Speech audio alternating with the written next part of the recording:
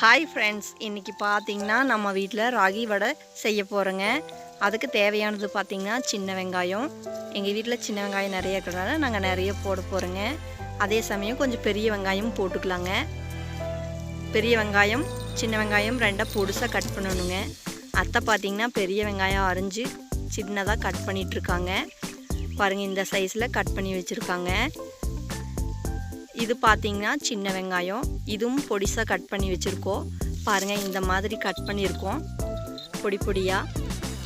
இப்போ நம்ம வடைக்கு தேவையானது பார்த்திங்கன்னா கொத்தமல்லி தலைங்க, கருவேப்பந்தலைங்க.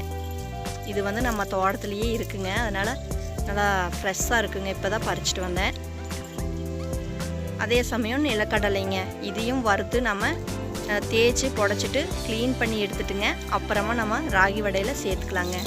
இப்போ பார்த்திங்கன்னா நான் மாவு கலக்கிட்டேங்க. சின்ன வெங்காயம், கருவேப்பந்தலை, வரமிளகா போட்டிருக்கேங்க. இங்கே பச்சை மிளகா நாங்கள் சேர்த்த மாட்டோம்.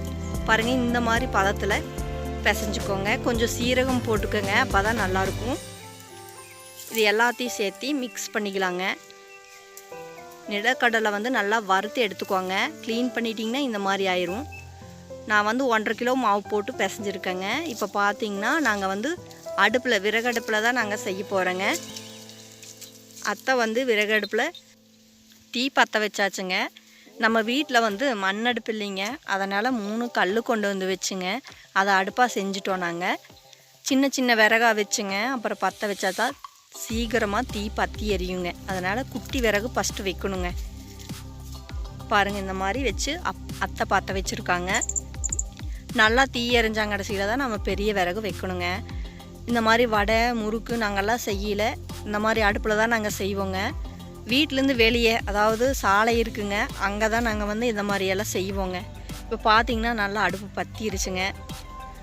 வடக்கலுக்கு பின்னாடி இந்த மாதிரி சோப்பு தேய்ச்சி வச்சிங்கன்னா அந்த கறி வந்து சீக்கிரமாக போயிருங்க தேய்ச்சிங்கன்னா. அந்த மாதிரி ட்ரை பண்ணுங்க.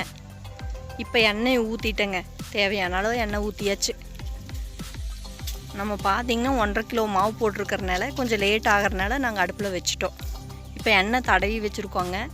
அதில் கொஞ்சம் கொஞ்சமாக மாவை கிள்ளி கிள்ளி வைக்கிறோங்க. இந்த மாதிரி எல்லாம் ரெடி பண்ணி வச்சாச்சுங்க. வச்சுட்டு எண்ணெய் காஞ்சிருச்சான்னு பார்க்கலாங்க. நல்லா இந்த மாதிரி பண்ணிடுங்க. தட்டி போட்டிங்கன்னா வேகாது, இப்படி போட்டிங்கன்னா சீக்கிரம் வெந்துடும். இப்போ பார்த்திங்கன்னா எண்ணெய் காஞ்சிருச்சு. நான் வந்து எல்லாம் எண்ணெயில் எடுத்து விட்டுருக்கேங்க மாவை. பாருங்கள் எப்படி பபுள்ஸ் வருதுன்னு. நல்லா வேகுதுங்க. தீ வந்து அளவாக மீடியமாக தான் அத்தை வச்சுருக்காங்க. இந்த மாதிரி பபுள்ஸ் வருங்க. பபுள்ஸ் எல்லாம் அடங்கணும், அப்போ தான் வெந்துருச்சுன்னு அர்த்தம். நீங்கள் இந்த மாதிரி ட்ரை பண்ணி பாருங்கள், நல்லாயிருக்கும். விறகடுப்பில் செஞ்சு சாப்பிட்டாலே அது தனி டேஸ்ட்டுங்க. ஃபஸ்ட்டெல்லாம் வந்து எங்கள் பாட்டி காலத்தில் விறகடுப்பில் தான் எங்களுக்கெல்லாம் எது வேணுனாலும் செஞ்சு கொடுப்பாங்க. இப்போ தான் எல்லாம் கேஸ் வந்தாங்க கடைசியில். நாமெல்லாம் அதிலையே செய்கிறதுனால நம்மளுக்கு அது கொஞ்சம் கஷ்டமாக தெரியுதுங்க. நாங்கள் வடை செஞ்சு எடுத்துட்டோங்க, பக்கமாக முடிஞ்சிருச்சு. இப்போ பார்த்திங்கன்னா இந்த வடை இவ்வளோ ஆயிருக்குங்க. 1.5 கிலோக்கு இவ்வளோ வடையாயிருக்கு. ஓகே ஃப்ரெண்ட்ஸ், இந்த வீடியோ பிடிச்சிருந்தால் லைக் பண்ணுங்கள், ஷேர் பண்ணுங்கள், முக்கியமாக சப்ஸ்கிரைப் பண்ண மறந்துடாதீங்க.